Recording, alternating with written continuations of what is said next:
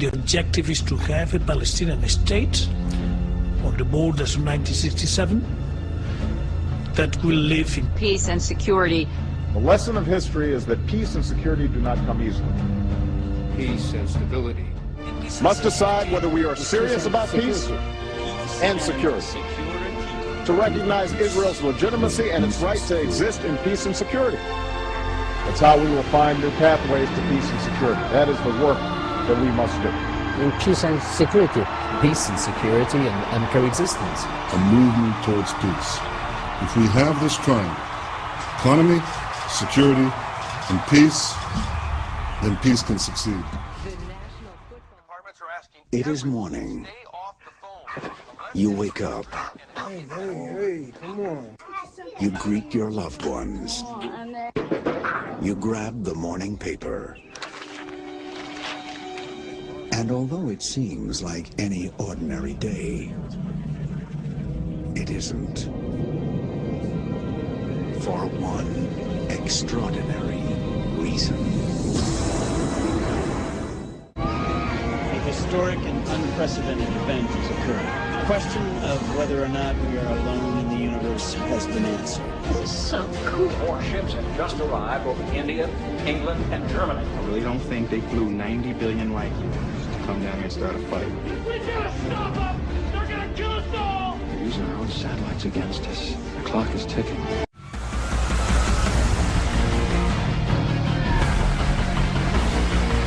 It's over. Years from now, they're gonna ask, where were you when they took over the planet? You'll be fine. I promise. It's over. I'm sorry, but it's over. I think it's time.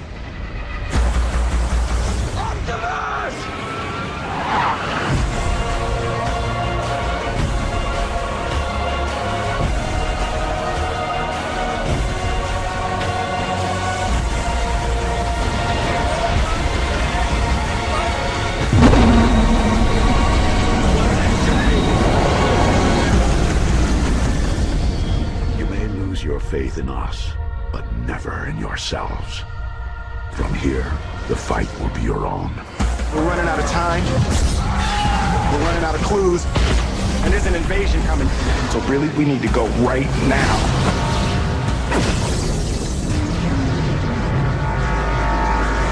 War has started. My dad said they'd come. He said, we ain't alone. He said, one day we'd find them. Or they'd find us.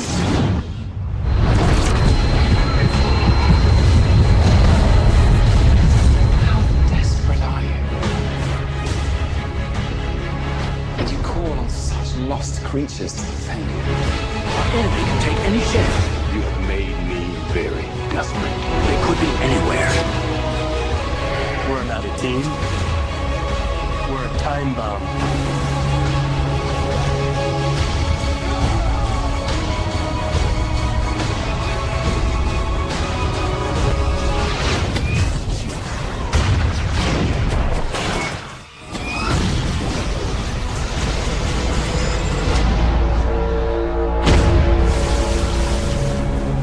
This is nothing we were ever trained for.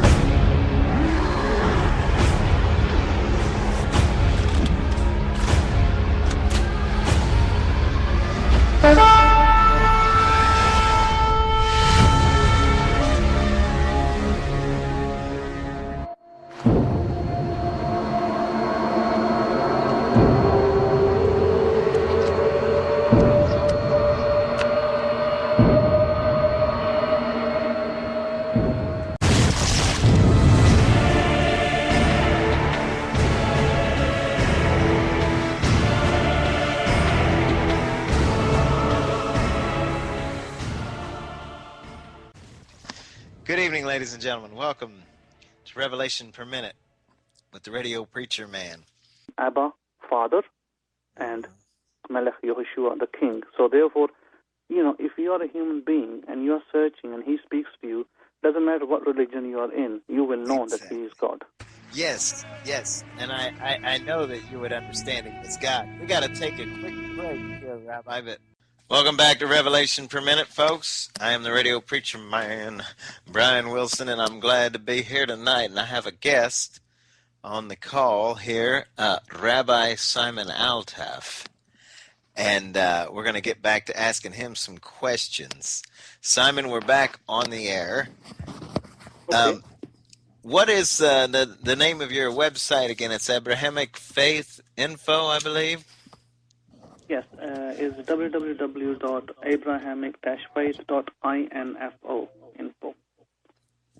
Yes, so if anybody wants to check out this man and his website there and learn a little bit more about his conversion experience, which it kind of sounds reminiscent of what happened with Father Abraham himself. I guess that's why you got the name Abrahamic Faith, because he right. heard from God, I wanted to talk about Abraham as well in a second, but Sure. I wanted to explain that, sometimes these are important matters that, we need to understand, because sometimes, what happens is that what I find in Christianity, a lot of the times people will question God, and why should I do something, and why should I do this, or why should I do that?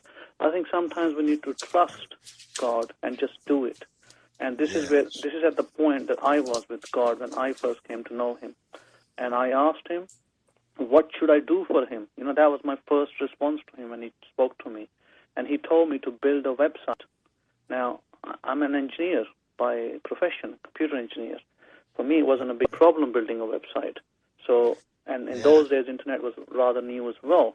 But I'm going to tell you what actually happened, because, this will encourage other people to obey God rather than question God all the time. Because what you find in the Western world is people are always questioning God. They're not obeying him.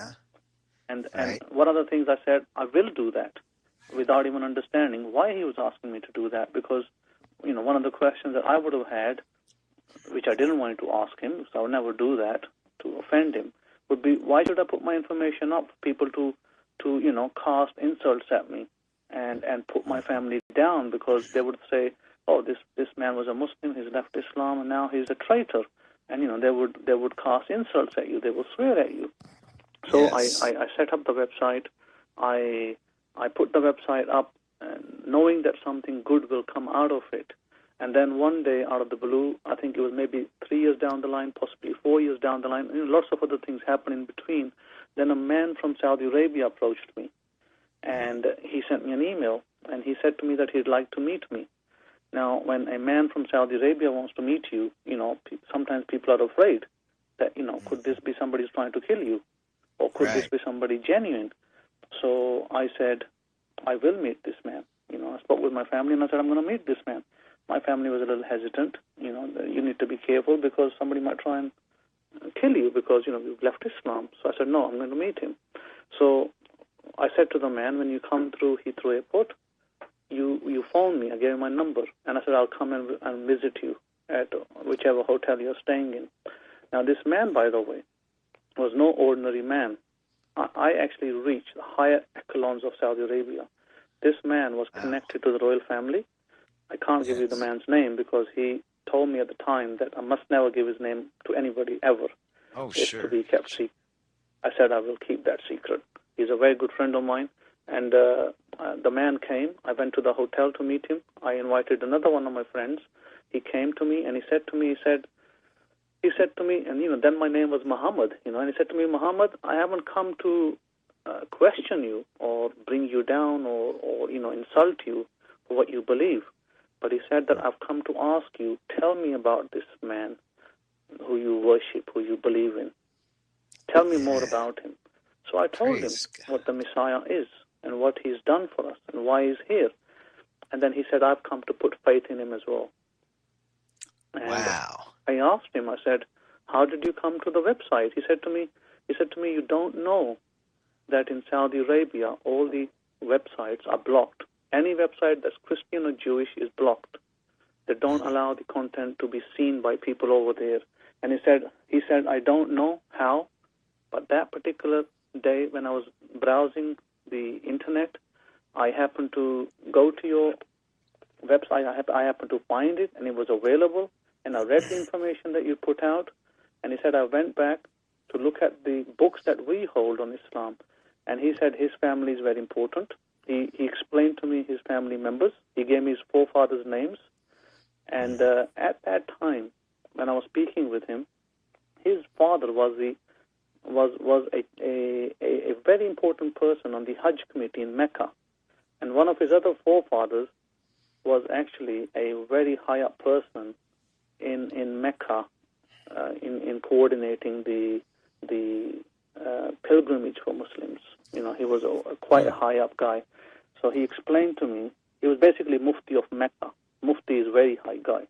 So he explained to me that that's where his father is at the moment. And he said to me, if my father finds out that I have become a believer like you, he will die from a heart attack. First of all, he said, they'll probably kill me, they'll probably slit my throat, I'll be beheaded, and he said that then he'll probably die as well from a heart attack. So he said, what should I do? So I advised him what he needed to do was to keep his faith secret, not to tell anybody, not to arouse suspicion, and to have himself killed and to have his father die from a heart attack. So, so the man actually became a believer at that point in time, and I realized that there is merit in listening to God and just obeying Him instead of questioning Him. And this is how, this is how we are brought up, to obey God and listen to Him. So I was very happy that, a man from such a high echelon came to my home. I brought him, I was so happy to see this man at the airport. I said, do you mind if I take you home for an hour? I want to show my family who you are, because they'll kiss your feet. They know who you are. And he said, I don't mind going with you. So I took him to my home, and I showed my wife then, who was Muslim. I said, look at this man. If I am telling the truth, then this man has come to believe the same truth. If I was telling lies, then why would this man be here? I wouldn't know him.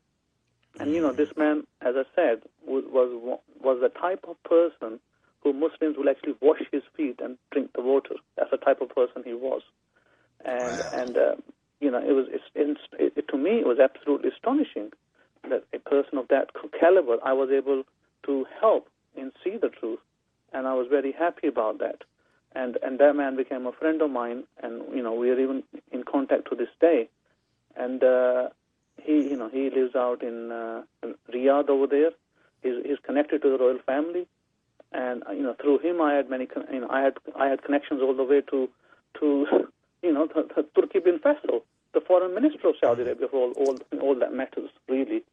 So my point is this, that when we're asked to do something by Malach Yehoshua, Jesus of Nazareth, we should act on it.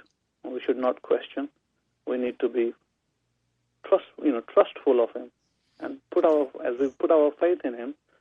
And he's promised us that he will raise us on the last day if we believe in him. Oh, hallelujah.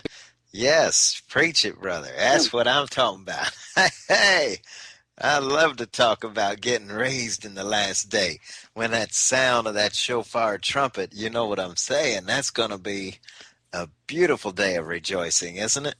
Indeed. And why to me, right, Saudi Arabia was a very important place at that point in time. But because when I read the Bible for the first time and I started looking at the Bible, I started seeing things in the Bible that I hadn't seen people in churches see. So to me, things started to come alive. And I started seeing names in there of places, places that I've known existed today, like Saudi Arabia, for instance. One of the scriptures in Genesis chapter 2, verse 10 says, a river went out of Eden to water the garden. And then it says it became into 4 heads. And one of the rivers, and it says the name of the first is Pishon. Then it talks about that it encompasses the whole land of Havilah, and where there is gold. And Havilah is basically East Africa. And if you check your geography, if you look at a map, Havilah is the ancient name for not just East Africa, but for Saudi Arabia. Wow. And see, God's where the gold is good. God's using you to bring these people where back. Where are the Western companies gone for their gold? West Africa, East Africa. Wow. That is that amazing. was very important to me, because to me, right, I had able to reach a place that I I had said to myself many years ago, as a Muslim, I would never go there. In fact, Muslims love to go there because of pilgrimage. But I had heard some horror stories from Saudi Arabia with, injustices against people. And I was so, upset about those injustices, even as a Muslim, that I said to myself, I'm never going to go there because these are totally injustices against people. The Arabians, the Saudi people have been committed injustices to people because they may be of a different race, maybe they're of a different color, and they've been abused. And, you hear these stories all the time, by the way, in the media as well. Sometimes they get covered up because of the relations between Saudi Arabia and the West, because of the oil reasons. But so to me, it was that. But then, it was quite ironic that God used me then to reach that place, to reach somebody who was practically searching for the truth. And this man told me, he said, I went back, I checked our personal library, which we do not show to the Muslim world. We hold it personal to us only as a family. And his family is connected to the king of Morocco, to the king of Jordan. These are people who are all connected. And he then told me, he said, I'm going to bring, next time I come to England, he said, I'm going to bring my genealogy and show you our connection on a genealogy chart with these various people I spoke about. I said, okay. So then he came the following time to visit me again, and he brought the genealogy book, and he said, this book is a green book. He said, this book is written in Egypt by a judge. And he said, only the judge is allowed to inscribe the names of our children and children's children. And then he showed me, and I saw in the book the names that exactly as is mentioned, they were written there. And I said, absolutely, I can't doubt what you said is not true. And I praise God that God was able to reach right into the upper echelons of Saudi Arabia and bring a person into redemption.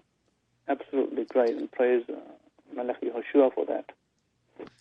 Yes, you see, God works in very mysterious ways, Brother Simon. We don't know, like you said, what is going to be accomplished when he says to do something and we just do it in faith. We don't know. It's just like me getting on here every night and having this radio show. I don't know who I'm reaching. We don't know, and sometimes we are doubtful, and we think, well, I'm doing this, and is it of any worth? I'm spending my time here, and money and other things. But there's always a purpose behind doing these things. Yes. And we must never doubt that. And this is my personal experience that has shown me that these things were true, and these things happen. And it's not like I made these up, for heaven's sake. I was a Muslim for 35 years, brought up as one.